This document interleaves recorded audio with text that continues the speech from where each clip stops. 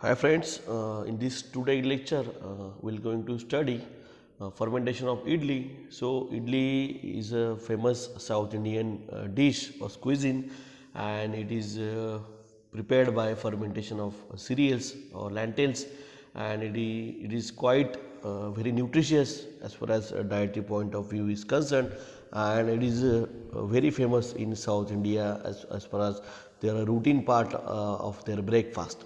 So idli, especially it is originated and mostly used in South India, and as far as nature of food is concerned, so it is cereal and pulse based food. So time of consumption, so it is mostly consumed at breakfast time as well as normal snacks. And as far as importance of food is concerned, so it is low caloric starchy food having high degree of acceptability in South India.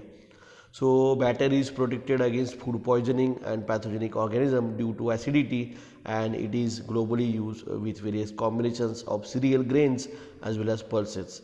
So in case of a useful composition and ingredients, if we consider, so 3 or 4 parts of rice to 1 parts of black gram dal, either raw or parboiled rice, plus table salt 0.8 to 1%, and some prefer to add a tablespoon of fenugreek seeds per kg of rice to get smooth idlis. So it is processed along with dal. So these are the components as well as ingredients of idli. So basically it is prepared from lentils as well as cereals, and it is prepared from rice as well as lentils are also added. So preferred quality of raw material, so rice with 22% amylase to avoid low amylase content, and waxy rice is preferred. So normally high amylase content and gelatinization temperature coupled with low amylopectin content, and water uptake is acidity is water uptake activity is desirable. So method of preparation of initial batter and raw material. So white polished rice and black gram dal are carefully washed and soaked for 5 to 10 hours. Then rice is then drained and coarsely ground in stone mortar or grinder, and the black gram dal is then drained and finely ground in a stone mortar. So during grinding, water is added to 1.5 to 2.2 times initially dry weight of rice as well as black gram dal, and rice and black gram slurries are combined to form rather a thick batter which is stirred with hands.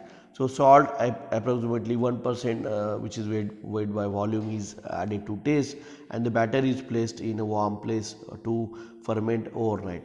So basically the rice and dal, they are ground by some mixer or grinder, and the dough is made, we call that dough is batter, and salt is added as per our taste, and the batter is allowed to place ferment for overnight. Then nature of fermentation. So acidic fermentation is due to major role played by lactic acid bacteria. So lactic acid bacteria are major component of fermentation of idli, and they produces lactic acid. So condition of fermentation, so usually overnight duration at 30 to 30 degrees Celsius. Then which type of microorganism involved? So leuconostoc mesenteroids and Streptococcus faecalis are the important dominant microorganism that are involved in fermentation of idli. The other organisms are Saccharomyces cerevisiae, then Debaromyces hesseni, then Ansula anomala, then Torulopsis candida, then Trichosporon bingley, and Pedagogus cerevisiae. So both yeast as well as bacteria, they play important role as far as idli fermentation is concerned, and other organism tested for fermentation includes Lactobacillus fermentum, then Torulopsis species, then Candida species, and Trichosporon pollutants, pullans. Sorry. whether a native fermentation or inoculum is added.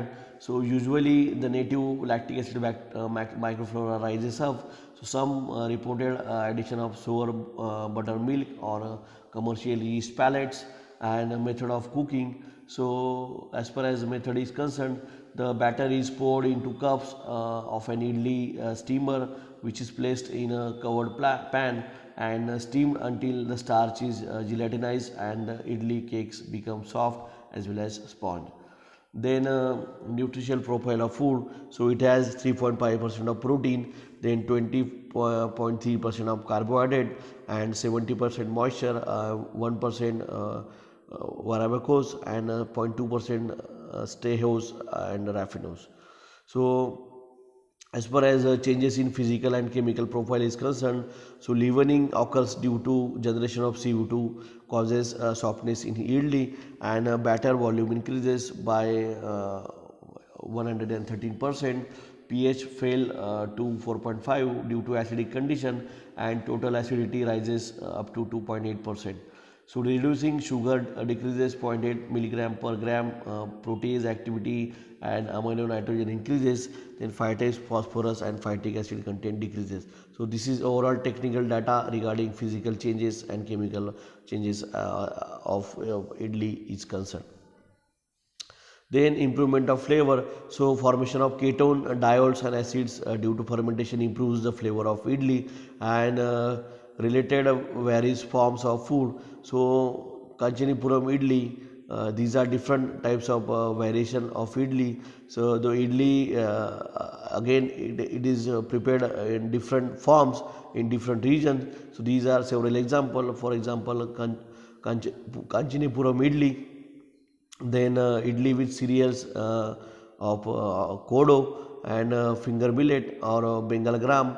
So these are different variants of idli. So as far as anti-nutritional factors in idli is concerned, so fermentation process appears to have significant effect on elimination or reduction of anti-nutrients, especially phytic acid and enzyme inhibitors and the floatant problem and the reduction of 30 point 30 to 35 to 40% of phytic acid was reported during idli preparation. So fermentation and steaming also resulted in appreciable reduction of oligosaccharides and the final product contained 1% of varabacose and other sugars and when fed to rates 50% in basal diet, so chymotrypsin inhibiting activity can be eliminated by completely fermenting and steaming during preparation of idli, but not trypsin inhibiting activity is shown. So no heme agglutinin activity is found in idli and storage of idli batter. A commonly observed phenomenon with idli batter is whey separation that occurs due to collapse in its volume after a certain period of fermentation and which increases with its storage.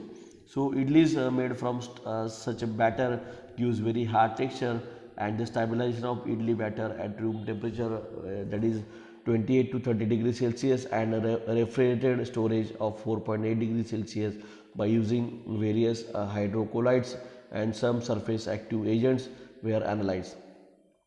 So the batter was evaluated in terms of percentage decrease in volume and percentage of whey separation, while hydrocolloids gave good stabilization. Surface active agent failed to stabilize the batter although they reduced whey separation. So among the various hydrocolloids, 0.1% guar gave best batter stabilization and idli made there is from 10 days of room temperature and 30 days of refrigerated storage of batter were found to be acceptable quality.